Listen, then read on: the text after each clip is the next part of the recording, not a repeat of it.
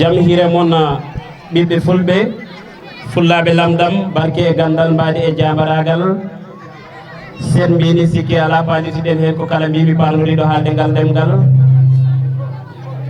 en calmini kulago ngu e kuuɓal kalowo ha e nanowo ha tengte taweteɗo e heddere leydi Koundou Coumba jatti fadduɓe jiiri guiroɓe bannadou Malick Sy nokku ganni e gande nokku nebbe kocce nokku beybani e bagareji ngarajiɗa koota jewna ha wiye ko jamde walla teddugal taw sababu o ko welde gondigal pulago bundu pulago Sénégal pulago Afrique jaam Allah hiire mon min calmini on tedduɗi taw kadi ko nokkade de ɓuuri luggidde e hiɗade nder mundi denɗode maji pittali amen faade mon no hannirta ni kono kadi en jetti bandiraɓe ɓundunkoɓe en jetti bandiraɓe Tumbugel Mamad Demba naaɓe Tumbugel Mamad Demba Allah jarama on jarama haalde ko wadde ko wino ene saɗi kono Tumbugel Mamad Demba on mbaɗi ko mbino ɗon on mbino damal gandal e hitande hikka nde ko minen tamboto ɗum min namnaki hen haydara sona garon jooɗo ɗon on mbaɗi ɗum mbiɗa sikki kadi no mbaɗir ɗon ɗum ni pawɗo hen yitere mum ne anda on mbaɗi kadi on baddi ɗum e weltare ko hokki ɗum seede ɓeɗo hilifaɓe jooɗiɓe ɗo ɓe so tawi gari e programme mbiɗa sikki so wona Amadou Djiby Bari e fartange dañi ɓeɗo foof joƴƴindeɓe e programme goto wona ko weeɓi wona ko weeɓi ɗum noon Allah jarama on jarama Tumbugel naaɓe gorko e debbo suka e mawɗo en jetti sernaɓe men ɓe en seɗen kala noon seɗen kuccodira e mabɓe ɓerɗe men ene ɓuuɓa sanne hammi Amadou Boubou Ly Dakar e Goudiri ene woɗɗi sanne 6 kilométre fawde no pulago ngu sohlorima ni eno renɗo ngo sohlorima ni ko wona pulago ngu tan e kala nde nodduɗemo wimoto ara wona enen potiri noon de kadi en paronta ko so tawi en gaddimo ɗo saabu wona eɗen gaddimo ɗo addimo ɗo ko leñol ngol hammi Amadou Ly a jarama yo Allah sellin dole amin gandi yaajede ara an niwi jogade ta moƴƴani te a ala tan kono kala nde min nodduma a arat a ari a arti laabi nayyi en mbadde makko manditare damal gandal laabi nayyi o addani en toɓɓe nayyi ɗe ganduɗa e kala keɗire ɗum ɓernde mumene ɓuuɓa o adi yewtande en ko jaydiyankagala ɗemɗe gendiji keɗiɗo fof wi ko wawa wattude yewtere wande ni caggal mum e nden hitande enen fof eɗen gandi to banggue sugngoji payanoɗi ɗi Sénégal naɓe jogino kulhuli tottudemo toɓɓere denɗiragal o yerwi ha regui ha weeli modde e nofru no wiyata ni e ko ɓennditi ko sakkiti ko eɗen gandi enen kadi diwan ɗo dañino caɗele to banggue ɗannuɗe ɗe tottudemo toɓɓere ko faade ɗalle ɗe ndewani lawol iwde e caɗele o arti hen o yerwi ha cikka o meeɗa wadde yewtere wani noon hikka tottudemo ko darde e iwdi hinde e nder rendu fulɓe wona enen baccirta saabu jomum nan ɗo jooɗi te enen laaɓa min mbiyatmi hammi Amadou Ly kode jingaɗo ɓundunkoɓe saabu yaajede nde o tottata en e fartangi e teyde e welede ko waɗanta en ko nde sikki tan ceernam jingol ne sowmi hen seeɗa Allah jarama a jarama en jetti musidɗo men ceerno men Ibrahima Saydou Samba Diane en sera makko e kala saaha manditade damal gandal so heeɓi kala ko nangguno o pat o moni eɗen gandi ko mawɗo woni ko RTS 3 Tamba walla RTS Tamba e maji kuttidindi en jettimo no fewi fewi en jetti monsieur le maire ñalli ko Koussan e batuji ha joni commune Koussan o ummi toon o ari hawrude hen monsieur le maire min jettima a jarama no fewi kadi wona waɗama e commune ma tan garɗa manditade damal gandal guila fuɗɗi aɗa ara hawrude hen a jarama no fewi monsieur le maire en jetti teddiniraɓe monsieur Hammady Fadilou Sy min jettimo no fewi o ari omo arde délégation molanaɗo mole ina hen DG Semid Essa Coulibaly min jettima min mbima bisimilla ma ɗo e ɓunɗo e nokkuma a bismetake ɗo ko an bismoto ɗo ko wona ɗum ko teddiniraɓe rewɓe ɓe walla mbiyen juman jamma o Haji Thiam Allah jarama a jarama kono kadi woɓɓe ɓe ko wayno Papa Baydoude Sow ene tawi to leydi France en keeɓi nelal makko e neldal makko foof en kala ɗum ɗo kono kay ko wayno ha joni Bira Thiam ko wayno mo ganduɗa ha joni wiyete ko Basirou Soumaré e ko nandi hen Adama Thiam kono kadi Aminata Bondou Thiam saɗende ɗe tan ko Thiam ɓe ene ɓurtitoro kono kadi e on mo ganduɗa ko Boulaw Sy onon foof Allah jarama on jarama ko ɓe goni teddiraɓe en jetti musidɓe wonɓe ɗo ɓe foof en jiiɗo adjoint maire commune Koussan en jetti mon fewi fewi Moussa Kébé en jiiɗo musidɗo men Abdoul Pati Ly omo jooɗi to lestante to en jiiɗo coordinateur Pastef Goudiri Ousmane Sane e woɗɓe kala mo en jinani inde mum yaafo hande garɗen ko mawnide manditare damal gandal ko wolo jeenaɓiwol woni 9e édition mi sikki noon so hunde yeehi ha timmi duuɓi jeenayyi bandiraɓe Allah nde weela kono gonga nde tawa woni kadi jingol no fewi duuɓi jeenayyi wona balɗe jeenayyi wonande kadi ɗo woɓe jewte ne gandi wonde e haalirde duuɓi jeenayyi tawa hay goto wiyanima aɗa haaltu ko kalnoɗa hol sababu kalɗa ɗum ɗo duuɓi jeenayyi e haalirde wotere e yewtere wotere eɗen jettira ɗum Allah no fewi damal gandal so sa ko ñande goo lewru bowte hitande ujunaje ɗiɗi e sappo e jeegom 1er décembre 2016 nden damal gandal so sa hande o ne yara e tonggode 400 yewtere damal gandal en mbaɗi ɗum laabi 400 firti noon ko yettere Allah no fewi damal gandal noon sen ji eɗen mbaɗa manditare nde ene jeeya ko saabi ɗum yidde wurtinde pinal ngal ɗemgal ngal leñol ngol hirjinde hen sembinde hen nodda sagataɓe ɓeɗo gara jewtana en holko woni pulara holko woni pulagu holko ɗum nafata saabu hande hewɓe ene jaaha e ɗemɗe goɗɗe ene jaaha e pile janane ene cikka ene mata ko toon ɓuuri eyyi aɓe cikka ko toon ɓuuri taw ɓe ganda koɓe jogui ko kanŋe aɗa jogui kanŋe noon aɗa wosto jaka an aɗa foti faabede guila law wadde leñol ngol alay saago faabe guila law saabu kala pullo ko kanŋe jogui so min jii aɗa wasto ɗum jaka min jiiɗat ko faabadema min nodda ha mi Amadou Ly en mbala mballum gara joltuma ɗum tan wona goɗɗum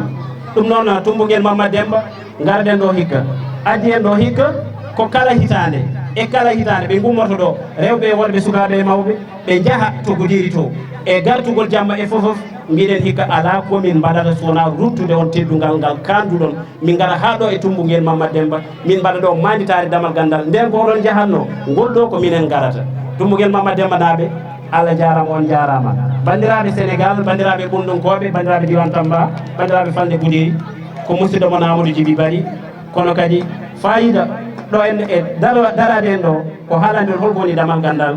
ko haalande on walla jaarde bandiraɓe ganduɗa mbaɗi hen doole mumen bandiraɓe mbaɗi doole mumen ɗum ɗo ko waɗi ɗum ko organisé wona cakan kono kadi eɗen gandi musidɗo men Oumar Dore Koumé omo dari to machine ngaji har so kangama so ñumanima ɗumen tan cellat Oumar Dore Koumé kanko woni caméraman o kanko waɗi publicité belɗo o namnaki hen haydara o ummi kadi ha Dakar warde ha mi Amadou Ly gam jagganede jamma o Oumar Dore Koumé Allah jarama e dendagal fasiraɓe men wonɓe ɗo ɓe ko enen ndendi golle heddi ko Thiam Abou Thiam e dendagal bandiraɓe onon foof Allah jarama en gasnata jarode nde sowona jaaren musidɗo men Siraji Ali Ba hay so noon en potani jarɗemo saabu kanko mo gonɗini ko hoore makko o waɗani so wonano hikka Tumbunguel kolol jeeraɓiwol tawno coɓoƴƴi kewɗi ne mbawi sifade ɗo wutteji amen ɗe to adi fof d'abord que mbiɗa salmina vraiment khalifaɓe diine ɓe e khalifaɓe aada ɓe mbiɗa salmina aussi voilà le maire de Koussan mbiɗa salmina monsieur Amélie mbiɗa salmina aussi voilà monsieur Mamadou Coulibaly woni directeur général de la Sénikessa kondo seegam no feewi e ɗoftuɗo kam e oɗo ñalawma mi rutti aussi mbiɗa salmina monsieur Ousmane Sané woni le coordinateur du PASTEF du département de Goudiri mbiɗa salmina aussi babiraɓam e garduɓe woni Abdoulaye Issa Gassi e Eli Issa Gassi mbiɗa salmina vraiment sehliraɓam fof ɓe jiimi hande vraiment ɓe darani kam oɗo journée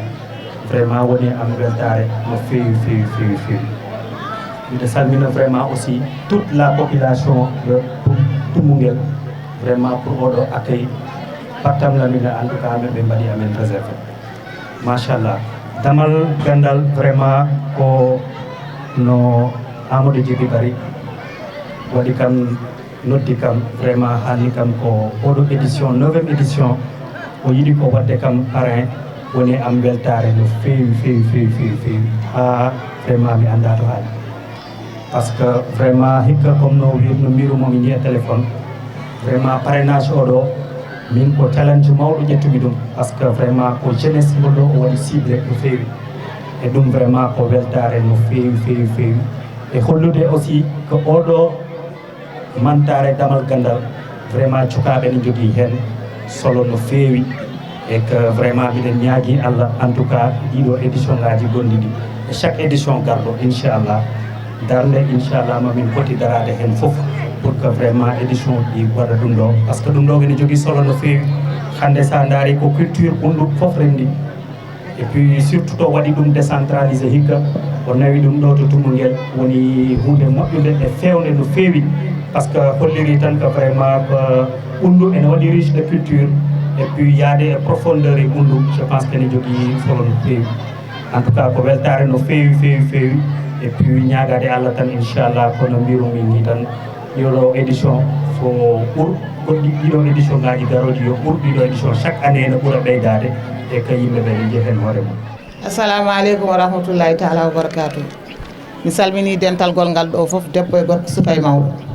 ko weltare tan wonɗo hannde e yettanede min hamin gaddane damal gandal min jetti Amadou Djiby Bari e ardiɓe muɗum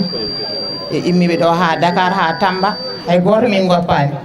fof min calmini e surtout e worɓe amen wonɓe ɗo e esiraɓe amen e sukaɓe amen e miñiraɓe amen fof min calmini min juurima min beltima kadde weltare e en calmini galle o ɗum ɗo wonno fani. Assalamu aleykum bandiraɓe sehilaɓe kala gonɗo ɗo salminama ɓe weltanama kadi wiyama bisimilla onon foof hande ko weltare tan amin belti amin ñaagui Yallah jurnu balɗe moƴƴude battane. assalamu aleykum bandiraɓe sehilaɓe min calmini mona kala inde mum e yettode muɗum min calmini jinnaɓe amen wonɓe e wuuro ɓe wawɓe joganade min programme o e wuuro he gati sa yi ɗum ɗo waɗama e wuuro he ko kamɓe tambi ɗum gati so neɗɗo waɗama hunde o wawani wadde ɗum tan o ala baɗanowo ɗum paren o ko nene men Haji Thiam sa wi Haji Thiam e nder Tummuguel tan aɗa andi sa yi oɗo programme o yimmima to Dakar o ha e yimɓe Amadou Djiby Bari damal gandal Goudiri o addama e Tummuguel en jetti babiraɓe men e gardugol Ba Demba Thiam min beltima gati sukaɓe ne mbawi wadde hunde wiye ko kecce mbaɗata gati oɗo programme so waɗama hande o yiyama ɓe gandi rewɓe ɓe ɓe jahani e kecce hamme Amadou Ly dendiraɗo a wiyama bisimilla ma e Tummuguel Mamadou Demba Ibrahima Seydi Dia o mbiyama Tummuguel bisimilla moɗon so mbi hamme Amadou Ly gandirɗen hammo Amadou Ly ko gorko mo DSS TV mbaɗowo golle payotinde e nder DSS TV walla mbiya e nder ɓundu papa min gara e ma Amadou Djiby Bari hande min mbima ko Tijani an minen ɗum min guinnirtuma hande Tijani an sabu Tijani an gonga o ruttima e joomi koɗo min keeɓi Tijani an goɗɗo gaccon haqqe noon mi wona bawɗo haalde ko weltare tan waɗi kam gada beña Allah jarama on jarama merci. assalamu aleykum bandiraɓe mi salmini on mi yetti on en calmini dendagal bandiraɓe ha e denɗiraɓe jooɗiɓe ɗo ha e mawniraɓe holko saabi garal men ɗo ko gueɗe tati gueɗal goho ko timminde aadi hakkunde mawniraɗo e miñiraɗo gannulal adi en gueɗal ɗimmal addi en ɗo ko faabade leñol men ko holno mbatten ha leñol men faabe gueɗal tataɓangal ko Amadou Djiby Bari wi ko kala ko ate ko ananata information ko min jaɓɓata koydam ara ha place ma mi habruma ɗum ko ɗum saabi garal meɗen ɗo ɗum noon ko yettude hamme Amadou Ly e délégation gonɗo ɗo ma jafoɗon min mi wawa haɗa ko Abou Sow mbiyetemi wassalam. Seydi Sow pullo juuto dani juuto salifaji dani nanoye taltalɗi ñamo e gaye boneje pullo jakankaji jaka duggel joloɓe samba e bobo lawaki pullo tawa nabu pullo fodde hunde haaji pullo mo ndirgo dimaɗimo sasali wennogo juuɗo makka ɓa ko ɓuuri kecce yoro ma ɗo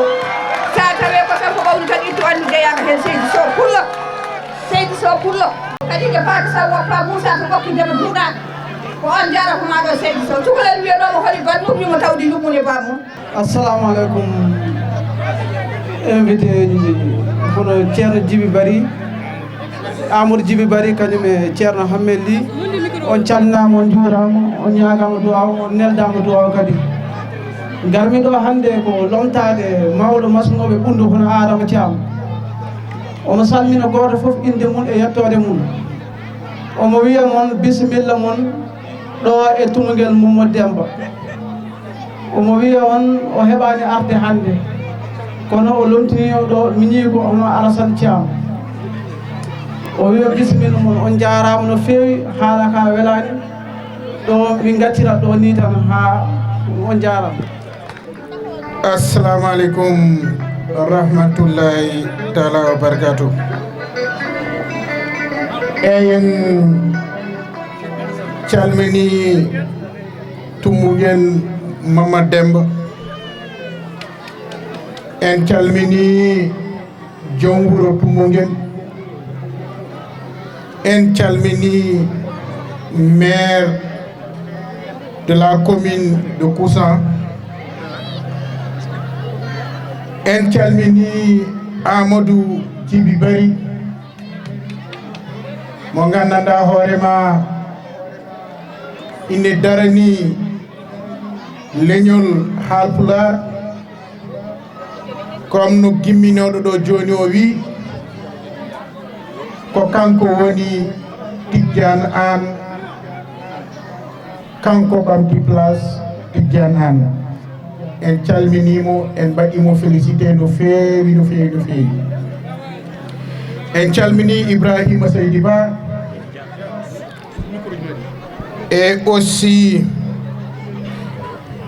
mi salmini Seylam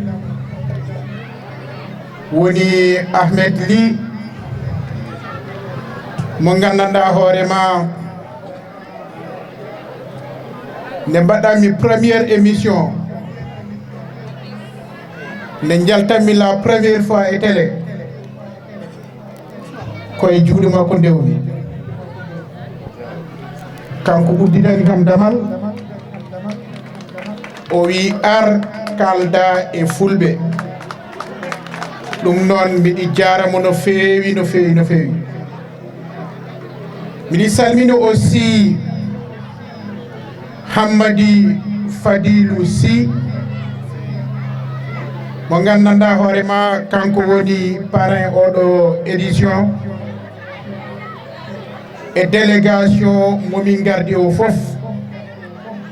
e Ousmane Sané woni coordinateur PASTEF de Goudiri thème o noon ko thème baɗɗo importance woni damal gandal enen gandi nelaɗo sallallahu alayhi wa sallam wino gandal so jari jehen ha sim ƴeewoyde ɗum jehen ƴeewoyde donc so tawi ɗum ɗon waɗama thème miɗi sikki ko hunde moƴƴere pulagu noon enen gandi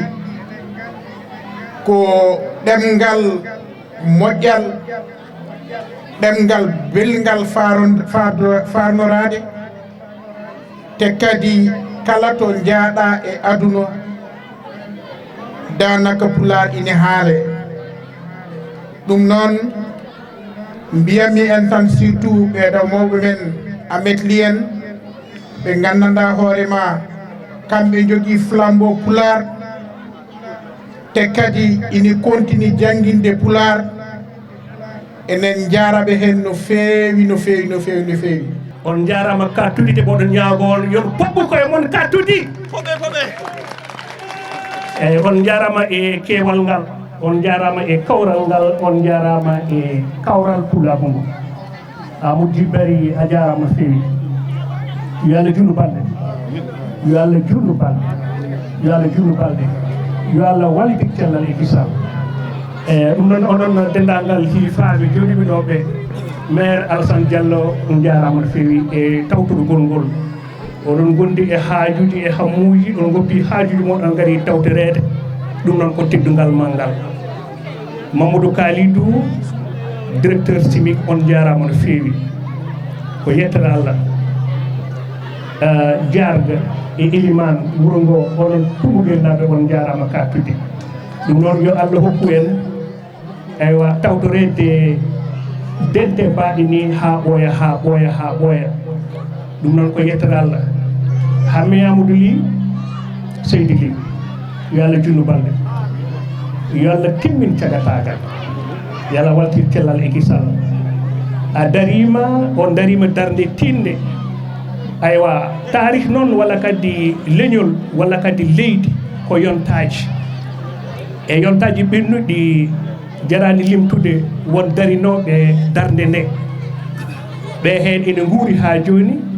kono kadi aywa ko gonga woni wirniɓe yo Allah yurmo yaafoɓe yo wele Allah wone mabɓe kamɓe dendagal mayɓe julɓe non noon hamme ko yettere Allah an e dendagal gollidiɓe ɓe on jarama no fewi aywa haalama aywa ko teddugal moɗon ko teddugal ma an miñiraɗo tedduɗo o a darima darde tinne on darima darde tinne ko yettere Allah so yi ha hande o ene wiye e yeeso leñol ngol e dingiral pulagu ngu wonde so tawi hande o en natti yidde tijanan yo welet Allah wone makko Allah ji Abou Sambourou Barka so tawi en jii hono Hammi Amadou Ly ko siftordemo e kala saaha ɗum noon ina wayno aywa wuuri tan so ɓuri faani en jiyani tijana kono noon min jii on min jiima ɗum noon yo Allah sebbin doole ɗe aywa Amadou Djiby Bari e kala saaha so tawi en ngari tawtorede ko wayi ni aywa hen banggue kadi ko mawninde sagataɓe ɓe ko ɗoftude sagataɓe ɓe ko wallude sagataɓe ɓe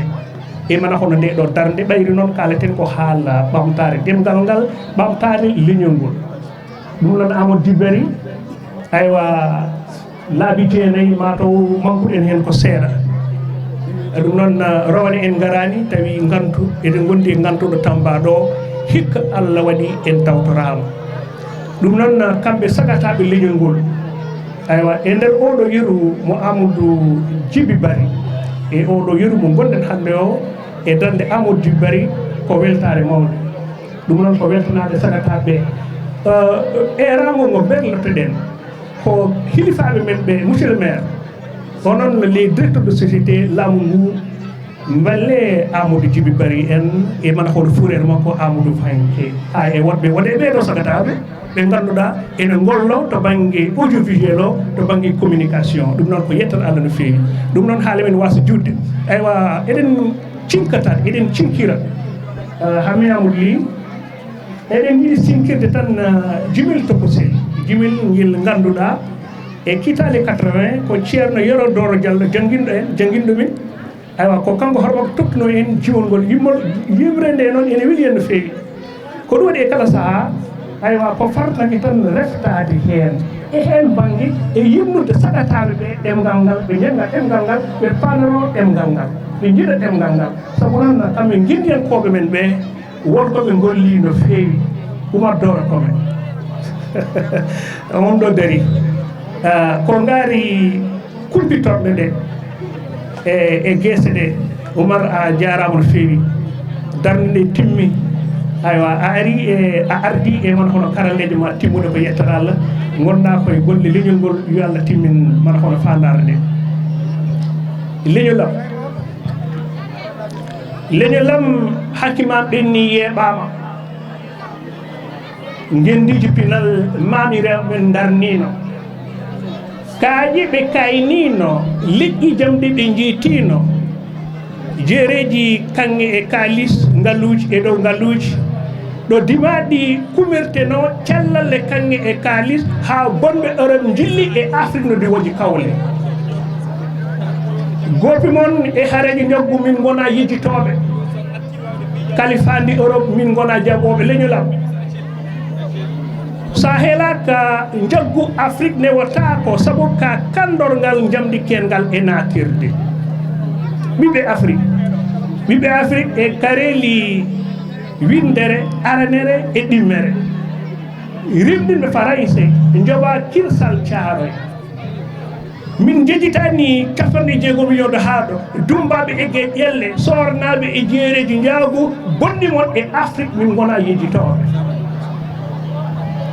an ɓoriɗo pular ɓufniɗo pular heɗomi seeɗa a timmirta soynade jigge e jertoji leñol ma a heftorta ko wonde rawandu raddo husnandu e leñol mum gollonoɗo anɓe lomdinande bonande ka gaɓɓino mere paaɗo e jeerede minen wutte pulagu e daade amen furata seekota ko ɗemgal ko tata ndenka leñol kala kawɗo ɓeydi tufere e dow tufere ha teggotowo mbewu komin natoɓe kote komin ngabboɓe laa jang komin ferenoɓe yaltade on jarama Tumbongel mina salmin goto foof yettode mum e inde muɗum mina salmin d'abord monsieur le maire de la commune de Koussan monsieur le maire Tumbongel naaɓe ɓe jii golle ma e commune Koussan ɓe jii golle ma e nder Tumbongel dans le domaine de l'éducation dans le domaine de la santé entre autres on vous remercie monsieur le maire a jarama Allah jarama chers invités madame la marraine monsieur le directeur monsieur le parrain jafoɗe kam e ordre protocolaire o mais j'ai pris la parole comme ça sans préparer Sénégal ɓe mbi pays de la teranga min wi wat Tumbongel village de la teranga ko village teddungal pays de la teranga village de la teranga ko joom fula fayda liggey ko ɗum ɓe gandi sa wi dewal Allah ar Tumbongel sa ari école ana jaab inspecteur dari ɗo mbimi monsieur l'inspecteur a yii ko mbaɗɗa visité fof grâce à Tumbongel naɓe dari mballeɓe par ce que jolfe wi ndimbal nacca fek loxol borom kamɓe ɓe nani hen sa yi mi ƴetti parole pour mi waɗ remercier monsieur Djiby Barry et Ahmed Ly séréer proverbe séréer goto wi wetandor faak laam xaye waago jiriñ saaxof je pense que monsieur Ly xam nga proverbe foofu buñ ñëwee ne ma au niveau de l'école dañoo bëgg a organiser benn manifestation ñu ne ma thème bi ko damal gandal ma ne damal gandal école ko gandal darté toon kon damal gandal ne wawi waɗe école mi waɗat mi jaɓat ko kecce mi jaɓani mais damal gandal dart gandal mi jaɓat onon halpulareɓe Tidiane an yeehi mais woɓe nen ɗo Amadou Tidiane an kewi joni nen ɗo nangue pular moon par ce que l'islam wi e nder adama ko ganduɗa bonatma diine ma woppu yah mais ko ganduɗa bonata diine ma nangue hen ha fewi nangue hen aada moon ndewen aada moon mbaɗen hen ɓamten leydi moon ɓamten diwaniji moon kanko Amin Amadou Ly o waɗi jangde makko alqur'ana ko toon to Rosso Mauritanie caggal ɗum o naati e jangde école wadde mbiyen kanko ko gaɓɓetiɗo wadde tawi ha juɗɗo ko ɗiɗi ɓennude o rutti o jangi o naati école jangde makko hakkudere o waɗi ɓe nam koto wiyete Pikine leegal e nder Dakar laaɓol ngendi dow Sénégal e nder Guédiawaye hade makko jokkoyde jangde to lycée Abdoulaye Sadji mo Tinguéj ko toon o waɗi heblo makko toon o heeɓi bac toon o heeɓi bac makko doɗo jaaɓi ha tirde Dakaru laaɓol ngel dow Sénégal kanko Amin Amadou Ly mbiɗen o yaruno ko e fannu mistiyankagal ɗum ko mbiyata philosophie walla philosophe on fannu o yaruno sikki ala o woni philosophie no mbiɗen ni o rutti toon e université o ruttito université caggal mum ngam wadde ko wiyete heblo jaydiyankagal toon to duɗal heblo keblowal jaydiyankoɓe biyetegal ceci caggal kawguel heblo ngo o heeɓi toon seeɗa faagu makko mangu seeɗa faagu ganduɗamo kadi en keeɓima mawɗo Mouhtar Ndiaye ene wiya seeɗa kagal walla seeɗa faagu ngo heeɓi ngu ko goto henno ɗum e nder leydi Sénégal fof ko kanko waɗi immo ƴefte ɗum koye konngol Mouhtar Ndiaye o heeɓi ngal ɗan seeɗa faagal e heblo jaydiyankagal caggal ɗum duuɓi tati o waɗi heblo o jokki golle makko hankenam o gollima e habrirde wiyetede Jamano FM lekas taw sukaɓe hewɓe ganda ɗum hannde Jamano FM haade makko yaade toon to wiyete RTS radio télévision sénégalaise o waɗi toon to RTS o fayi télévision DSTV nde o immi RTS o fayi ko toon to DSTV ɗum wonno koye hitande ujunaje ɗiɗi e sappo e goho woni l'an 2011 o gollima toon duuɓi jeenayyi e jayde wiyetede Lasli Jelben hade makko yaade ɗeɗo kaali waɗa ko nde woni kaalirte o gollima galle ene wiye Lasli Jelben to jaydeji bindete ko woni hamme Amadou Boubli e daɗɗi kiɓɗo tan tawno ko jogori arde ko ne heewi